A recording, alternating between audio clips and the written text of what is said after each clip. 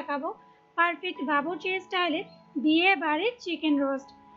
আর আমি গ্যারান্টি করে বলতে পারি, আপনারা যদি হুবহু আমার রেসিপিটা ফলো করে এই চিকেন রোস্টটা বাসায় তৈরি করেন, তাহলে কিন্তু বাবুর্চির হাতের বিয়ে বাড়ির সেই চিকেন রোস্টের স্বাদটা আর মিস করতে হবে না। তো ফ্রেন্ডস, আমার রেসিপিগুলো যদি আপনাদের ভালো লেগে থাকে তাহলে আমার চ্যানেলটাকে সাবস্ক্রাইব করতে ভুলবেন না। তো চলুন গিয়ে দেখে নিই কী করে ঝটপট ঘরোয়া কিছু উপকরণ দিয়েই তৈরি করে ফেলছি বিয়ে বাড়ির চিকেন রোস্ট। প্রথমে এখানে আমি চিকেন রোস্টের জন্য 800 গ্রাম করে 1 কেজি 600 গ্রামে 2টা মুরগি নিয়ে নিয়েছি। ফ্রেন্ডস, খেয়াল করুন, মুরগিগুলো কিন্তু আমি শুধুমাত্র 4 টুকরো করে কেটে নিয়েছি। টোটাল এখানে আমি 8 পিস মুরগি নিয়েছি। এখন এই মুরগির পিসগুলো আমি রান্না করার আগে 1 ঘন্টার জন্য ম্যারিনেশন করে নেব। এর জন্য একটা বড় মিক্সিং বলে আমি দিয়ে দেব সবগুলো মুরগির টুকরো। সেই সাথে অ্যাড করে দেব 1 টেবিল চামচ পরিমাণ লবণ। এখন লবণ দিয়ে মুরগির টুকরোগুলো খুব ভালোভাবে আমি মাখিয়ে নেব। মাখানো হয়ে গেলে লবণ মাখানো এই মুরগিগুলো আমি একটা সাইডে রেখে দেব 1 ঘন্টার জন্য। সেই সাথে চিকেন রোস্টের যে স্পেশাল বাবুর্চির মশলা, সেই মশলাটা তৈরি করে নেব। জন্য এখানে আমি কালো গোলমরিচ নিয়েছি 1 চা চামচ পরিমাণ, দারচিনি নিয়েছি 1.5 ইঞ্চি 2 টুকরো, জয়ত্রী নিয়েছি 1.5টা, আর লাগবে একটা কালো এলাচ এবং অর্ধেকটা জয়ফল, সেই সাথে 10টা সবুজ এলাচ। এখন এই সবগুলো মশলাই আমি চুলার লো মিডিয়াম হিটে হালকা একটু ভেজে নেব। যখন দেখবেন মশলা থেকে অ্যারোমা বেরোতে শুরু করেছে, তখন আমরা এই মশলাগুলো একটা ব্লেন্ডারে নিয়ে নেব। এরপর খুব ভালোভাবে মশলাগুলো আমি ব্লেন্ড করে নেব।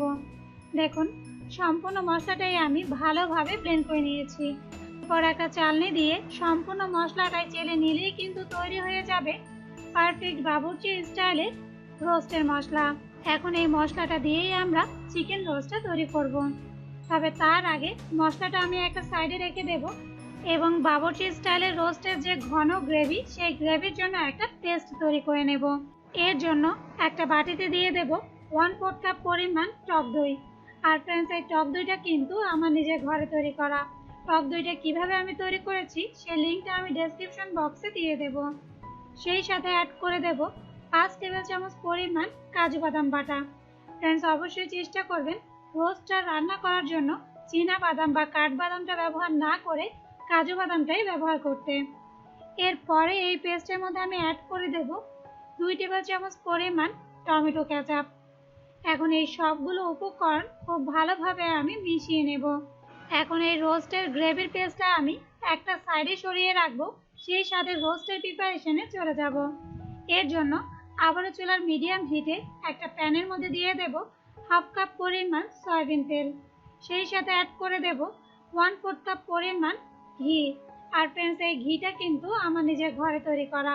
এই ঘি লিঙ্কটা আপনারা ডেসক্রিপশন বক্সে পেয়ে যাবেন। এখন তেল আর ঘিটাকে আমি খুব ভালোভাবে একটু মিশিয়ে নেব। এরপর এর মধ্যে অ্যাড করে দেব 1.5 কাপ পরিমাণ কুচি করা পেঁয়াজ।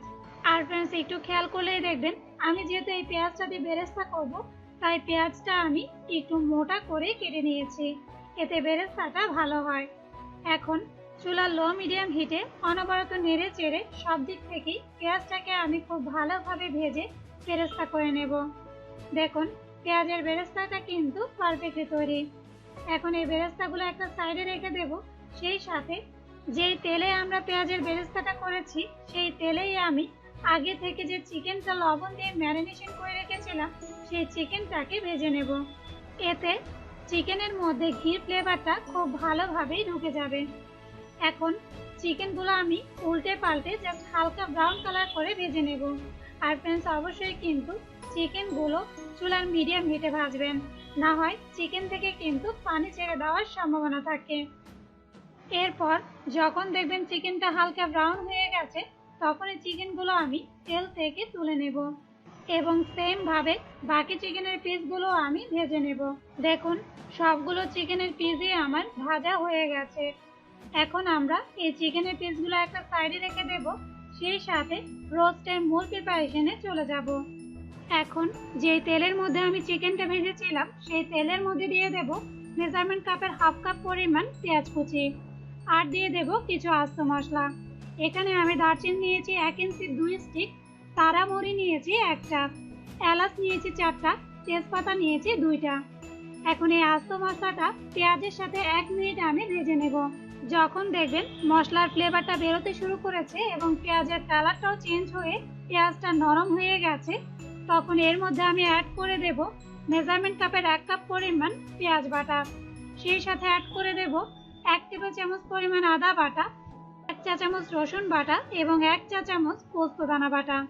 এখন এই সবগুলো বাটা মশলাই আমি পেঁয়াজের সাথে খুব ভালোভাবে মিশিয়ে নেব। এরপরে এতে অ্যাড করে দেব কিছু গুঁড়ো মশলা। এখানে আমি ধনিয়া গুঁড়ো নিয়েছি 1 চা চামচ, জিরার গুঁড়ো নিয়েছি 1 চা চামচ, লাল মরিচের গুঁড়ো নিয়েছি 1/2 চা চামচ পরিমাণ। সেই সাথে আর লাগবে আমার আগে থেকে তৈরি করে রাখা বাবুর্চি স্টাইলের রোস্টের মশলা 1 চা চামচ পরিমাণ।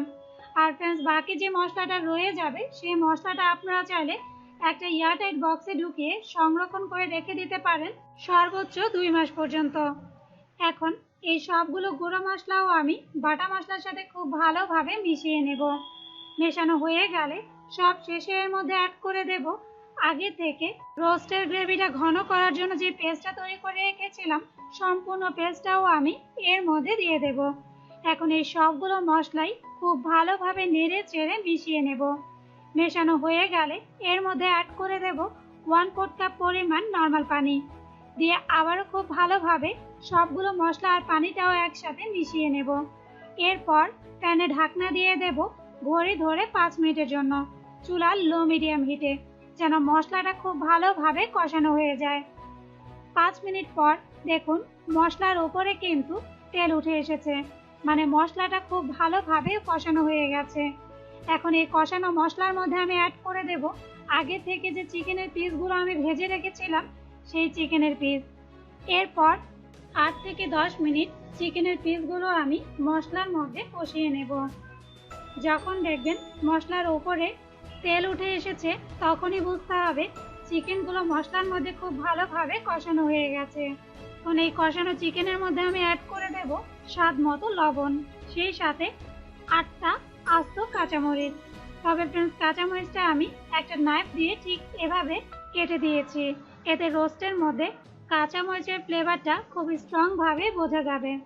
এখন আবারও আমি চিকেনের সাথে লবণ আর কাঁচামরিচটাও ভালোভাবে মিশিয়ে নেব।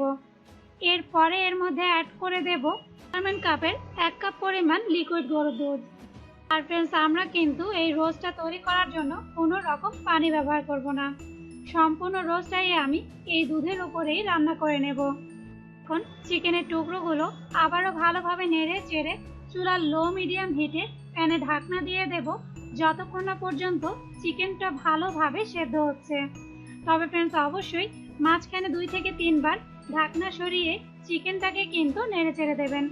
আর চুলার হিটটা অবশ্যই কিন্তু লো মিডিয়ামে রাখবেন, কারণ রোস্টের গ্রেভিটা কিন্তু অনেকটাই ঘন, তাই চুলা লো মিডিয়াম হিটে দমে রেখেই কিন্তু চিকেনটাকে সেদ্ধ করে নিতে হবে। এখন 10 থেকে 15 মিনিট পর চিকেনের গ্রেভিটা কিন্তু আরও অনেকটাই ঘন হয়ে গেছে, সেই সাথে চিকেনটাও কিন্তু ভালোভাবে সেদ্ধ হয়ে গেছে, মানে হলো রোস্টটা কিন্তু প্রায় তৈরি। ফ্রেন্ডস, আমি এর গ্রেভির ঘনত্বটা আপনাদের দেখিয়ে দিচ্ছি। রোস্টের গ্রেভিটা ঠিক যখন এরকম লিকুইড থাকবে সেই অবস্থায় কিন্তু রোস্টটা চুলা থেকে নামাতে হবে, কারণ ঠান্ডা হওয়ার পর গ্রেভিটা কিন্তু অনেকটাই ঘন হয়ে যাবে। এখন এই রোস্টের মধ্যে আগে থেকে যে পেঁয়াজের বেরেস্তাটা করে রেখেছিলাম তার থেকে অর্ধেকটা পরিমাণ পেঁয়াজ বেরেস্তা, আর বাকি অর্ধেকটা রেখে দেব ডেকোরেশনের জন্য। সেই সাথে অ্যাড করে দেব 1/2 চা চামচ বা স্বাদ অনুসারে চিনি, আর দিয়ে দেব 1/2 চা চামচ গোলাপ জল এবং 1/2 চা চামচ কেওড়ার জল।